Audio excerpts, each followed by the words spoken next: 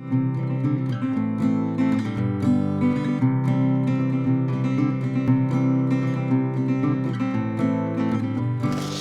I'm using Unibond 800. It's a two-part urea formaldehyde, really pretty low on the formaldehyde though in this new formula they've come up with.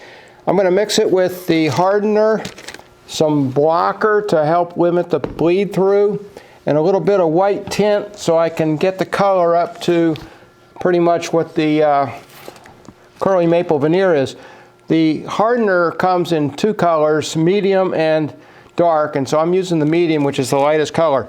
I've run some calculations here. You can mix this Unibond anywhere from 10:1 to 15:1 ratio by weight, and so I pick right in the middle, 12:1. I'm going to put 300 grams of resin in, 25 grams of hardener, 15 grams of blocker, and 10 grams of tint maximum. So let's go ahead and start the chemistry.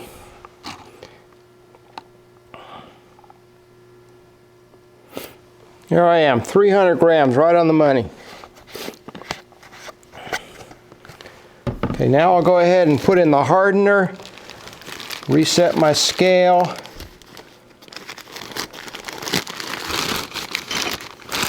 And I'm going for 25 grams of hardener.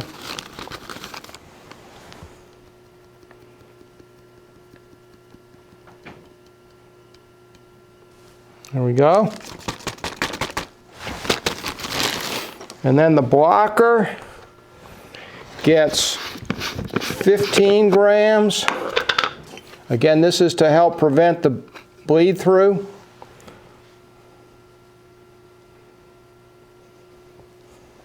There we go. And now I'm going to mix it. You got to mix it up really good. You got to make sure that that hardener is fully mixed. Okay, now I'm going to go ahead and put in a little of the colorant.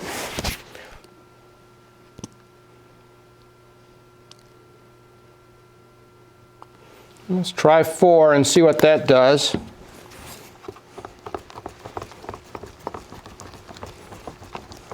Okay, let's just put in a few more grams. It's lightened it up a little bit. Okay, this is coming in nice and light. Now I'll apply this with a rubber roller, little foam roller, and try to get the, a kind of a heavy paint thickness.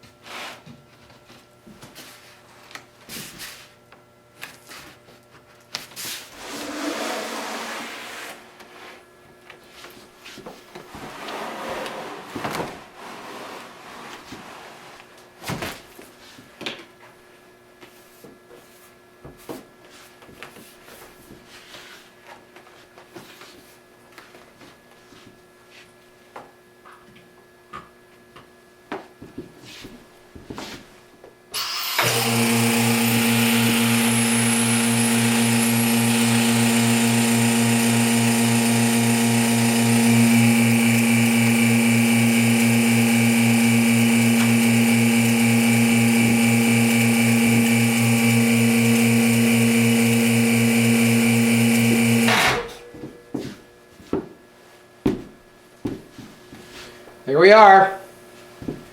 Well, here's the panel, the veneer all glued up, both sides. And just to give you an idea of this Unibond 800 that I used, it's a very brittle glue. Here's the little bit that I left in the bottom of the container that I mixed it in, and watch how it just breaks in a very brittle fashion. So this glue doesn't creep, it's just so stiff and brittle. Now,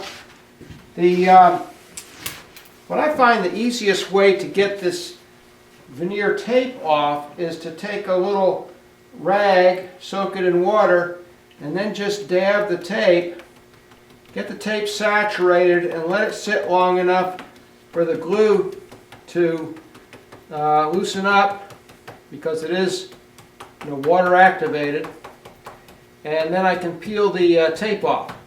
So I don't put too much water on. I don't want to cause the veneer to expand too much, but because I'm using the Unibond 800 glue, which is not water soluble, I don't have to worry about the glue giving way.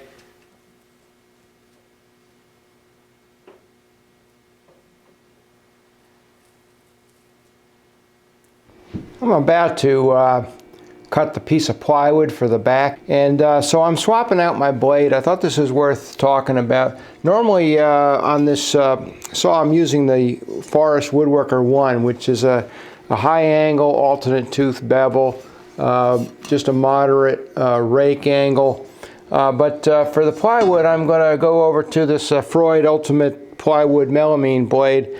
It's also a high angle alternate tooth bevel with a 2-degree hook on it, but it's got 80 teeth as opposed to the 60 teeth on the Woodworker 1. So I figure that extra 20 teeth, that was another third of the the number of teeth, will give me more cuts per inch, which will make a better cut. Now, I'm also going to be cutting with, surprisingly, the face, the curly maple face down, which is going to mean if there is any tear out, it's going to be on the curly maple face. But the way that back is being installed into the cabinet is into rabbets. So in fact, you won't even be able to see the edges of the curly maple. So it turns out I want the back, which is just the plain maple veneer, to actually be a higher quality cut than the face. A little twist on things, but it'll pay off for me in the long run.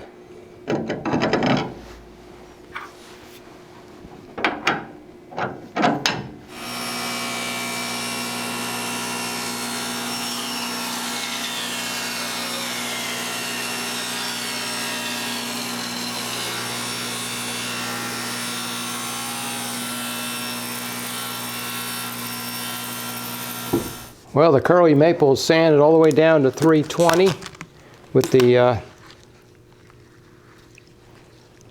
oscillating sander. And now let's see the shellac do some of its magic. This is a 1 pound cut, super blonde shellac with just a piece of cotton cloth. And this will bring the curl out dramatically.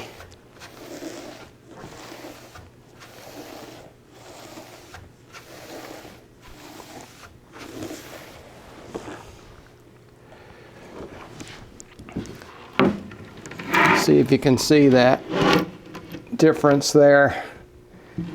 Don't know how well it shows up on the video, but definitely makes a difference. And it'll get better with more coats as I start to build up a little sheen. What I do is I sand in between these coats. I'll sand the first with 320 and probably you go up to 400 for the second, maybe third coat. Fourth, fifth, and beyond I might go up to P600. It all kind of depends on the feel and the look. As it starts to get smoother, I can move up to the higher grits, but If the grain raises a little, I got to stay with the lower grits. And that will probably take about 10 minutes to dry. It's already dry to the touch here. I'll flip it over, do the other side. This whole process, I can have this piece done today.